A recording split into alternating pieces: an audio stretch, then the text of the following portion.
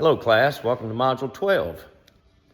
Module 12, we're going to be discussing blending. Blending is a very important technique used in refinishing in all sorts of collision repair, modern, wrecked vehicles and things of that nature. But we also have to be ready for that in the case of even sometimes older vehicles or restorations even. Sometimes they get damaged, they just need part of the stuff repainted.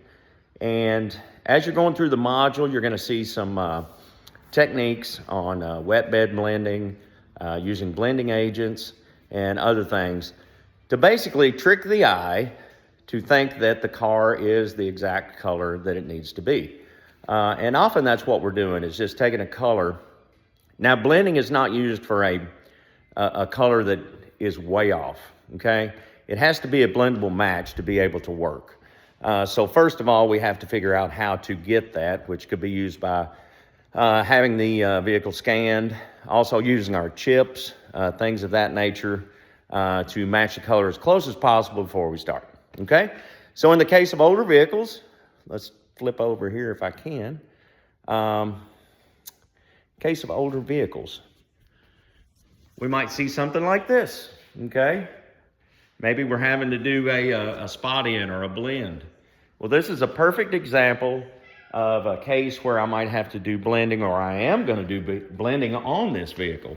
You can see we've done some patch repair on the quarter panel. Car has been obviously refinished at some point, and technically we have no idea what the color is.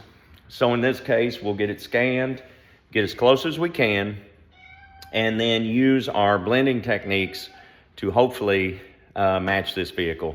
So on this particular one, you can see after we get it primed, blocked, and everything, we'll be trying to save all this color up in here, okay?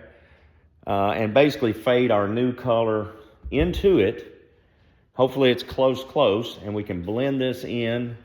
The door, we're really close to it. Hopefully we can get a close enough match that we can make that work.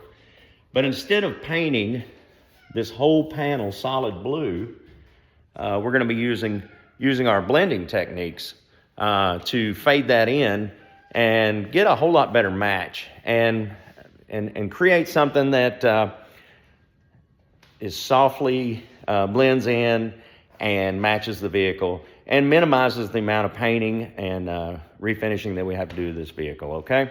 So I just wanted to kind of give you, I had this car in my shop, I wanted to give you a kind of an idea of how, even though we talk about blending in modern collision repair, just insurance work and things of that nature, even in restoration and older vehicles, it happens quite a bit. So it's a technique that you need to know, and we're gonna work on that as we go. We've got friends everywhere in here, but look forward to working with you this week.